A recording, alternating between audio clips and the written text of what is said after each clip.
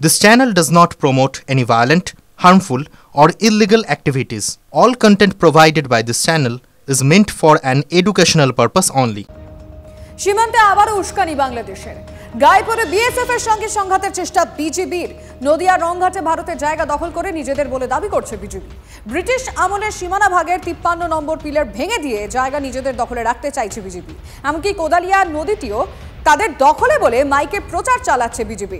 আমি কথা বলতে চাইবো আমাদের রিপোর্টার মহাদেব এই মুহূর্তে আমাদের সঙ্গে রয়েছে। হঠাৎ করে মহাদেব, ভারতের এলাকার মধ্যে নিজেদের ভারতের যে সীমানা রয়েছে সেটাকে নিজেদের বলে হঠাৎ করে যাচাই করতে কেন চাইছে তারা?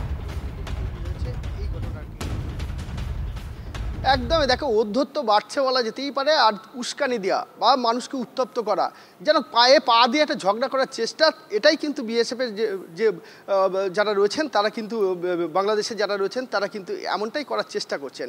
কারণ আমরা দেখছি যে নদীটি ভারতবর্ষের মধ্যে প্রবেশ করেছে, যেখানে বলা হচ্ছে ভারতের সীমানা রয়েছে, ব্রিটিশ আমলের যে সীমানা ভাগ করা হয়েছিল, সেখানে 0 পয়েন্টে যে পিলার রয়েছে সেখানে 52 নম্বর পিলার এবং 54 নম্বর পিলার থাকলেও কিন্তু 53 নম্বর পিলার দেখা যাচ্ছে না। এমনটাই ওই গ্রামের যারা কৃষক তারা বলছেন। কারণ নদীটি বিভক্ত করেছে দুটি পার, একটি পার যেমন ভারতবর্ষের দিকেই রয়েছে, আরেকটি পার কিন্তু যে জায়গাটি রয়েছে সেটাও কিন্তু ভারতবর্ষের মধ্যেই ঢুকে পড়েছে এবং ভারতবর্ষের জায়গার মধ্যেই নদীটির প্রবেশ করেছে। আর সেখানে কৃষিকার্য করতে যেতেন এই ভারতবর্ষেরই মানুষ, কিন্তু দীর্ঘদিন কৃষিকার্য করতে গিয়ে নানান সমস্যা, যেমন প্রাকৃতিক একটা সমস্যা রয়েছে, জল বাড়লে সেক্ষেত্রে মানুষের যাতায়াতের সমস্যা হয়, ফলে জমিগুলো অর্ধেক সময় তারা কৃষিকার্য করতে যেতে পারতেন না। সেই সুবাদেই বাংলাদেশের মানুষ ওই জমিগুলোকে ধীরে ধীরে তারা দখল করেছেন এবং সেখানে তারা কৃষিকার্য করেন। কিন্তু সম্প্রতি যে অভিযোগটা উঠে আসছে যে এখন মাইকিং করা হচ্ছে যে এই নদীটা, অর্থাৎ বিজিবির পক্ষ থেকে বারবার মাইকিং করে জানানো হচ্ছে এই নদীর মধ্যে কাউকে নামতে দেওয়া হবে না, নদীতে কেউ নামবেন না। ভয়ে মানুষ এলাকার নদীতে নামতে পারছেন না, তারা নদীর জল একটা পিলার ভেঙে দিয়ে কি জায়গা নিজেদের দখলে করে নিতে পারবে বিজিবি? এতটাই সহজ? কি বলছেন স্থানীয়রা, শুনবো। বেরোনো ব্যাটালিয়ন আমি ধরেছে, এই যে পিলপার 54 ফিলপার আছে, 53 ফিলপার নেই, 52টা নেই, একটা ফিলপার তুলে দিয়েছে, বাংলাদেশে তুলে দিয়েছে। ম্যাপেতে পাওয়া যাচ্ছে, ম্যাপ কেউ ধরছে না। হ্যাঁ, পিলারটা তুলে নিয়েছে, মনে করলে নিয়ে নিতে পারবে না, না গায়ের জল নেবে। আমরা ভারতবর্ষে এতগুলো লোক, আমরা কি ছিঁড়ে দেবো তারে?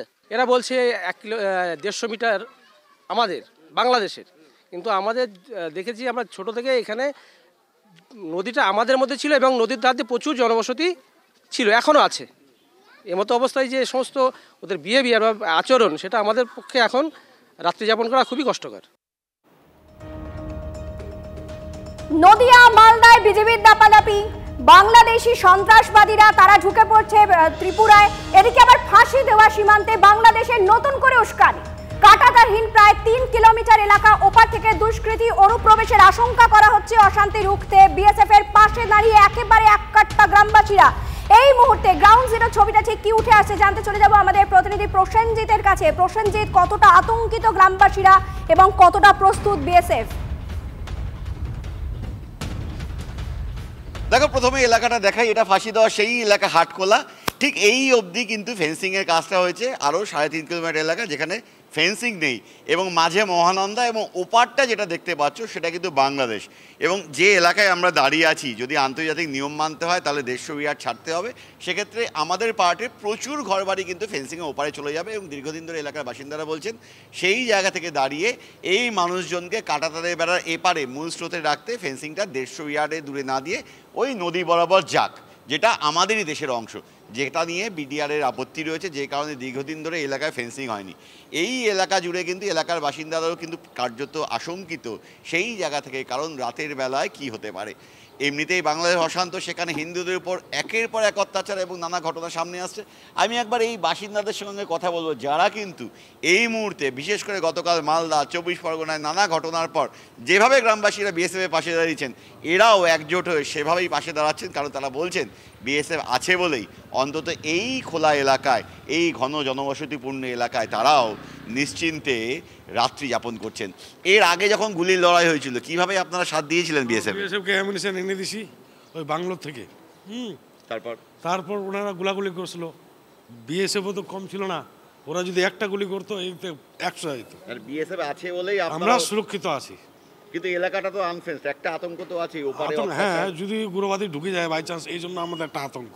রাতের বেলা কিভাবে নিরাপত্তা হচ্ছে? ওরা ভালোই ডিউটি করতেছে রাত্রেবেলা, আমরাও দেখি, মাঝে মধ্যে আপনারাও আসেন আওয়াজ আসি? হ্যাঁ অবশ্যই, আওয়াজ পেলেই চলে আসে। একদম।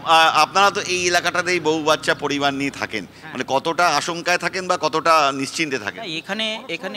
এখানে বেশিরভাগই কি আছে, এখানে হিন্দু বসতি আছে, আর এখানে ওই ধরনের কিছু হয় না। আর মন্দির কমিটি আছে এখানে, গোলাগুলি হয়েছে অনেক দিন আগের কথা এটা, আর এর মধ্যে কিছু হয়নি। আর বাংলাদেশিরা তো সবসময় চায় এদিকে ঢুকে একটু অত্যাচার বা কোনো সময় ঢোকার চেষ্টা করে, কিন্তু এখানে কড়া নিরাপত্তা বিএসএফ থাকে। বিএসএফটা যেভাবে এখানে থাকে, মানে রাত্রি যখনই আমরা উঠি, রাত্রি 2-2:30টার সময় উঠলে বিএসএফরা দেখি এখানে টহল দেয়। আর বিশেষ করে হলো আমরা চাইছি তাড়াতাড়ি এই ফেন্সিংটা হয়ে যাক, আর তার ঘেরাটা নিয়ে বিএসএফরা খুব তৎপর করছে যে ফটাফট যেন হয়ে যায়। আর ওরা আপত্তি করুক, ওদের আপত্তিতে কোনো যায় আসে না। আমাদের বিএসএফ বলছে, মালদায় দেখলাম আমরা গ্রামের বাসিন্দারাও কিন্তু বিএসএফ এর পাশে দাঁড়ালো, দেশের অখণ্ডতার প্রশ্নে, নিরাপত্তার প্রশ্নে সবাই মিলে একজোট হয়ে। আমরা গ্রামবাসী, আমরা বিএসএফ এর সাথে আছি, আর বিএসএফ আমাদেরকে পুরো সাপোর্ট করে। বিএসএফ কেন, এখানকার পুলিশ প্রশাসন যে কোনো একটা লড়াই যে সংঘবদ্ধভাবে করতে হয় তা বুঝিয়ে দিচ্ছেন স্থানীয় বাসিন্দারা। তারা সর্বৈকভাবে পাশে রয়েছে বিএসএফ এর, যাতে কোনো ধরনের অপ্রীতিকর পরিস্থিতি তৈরি হলে বিএসএফ পরিস্থিতি মোকাবিলা করতে পারে, তার জন্য একেবারে প্রস্তুত রয়েছেন গ্রামবাসীরা।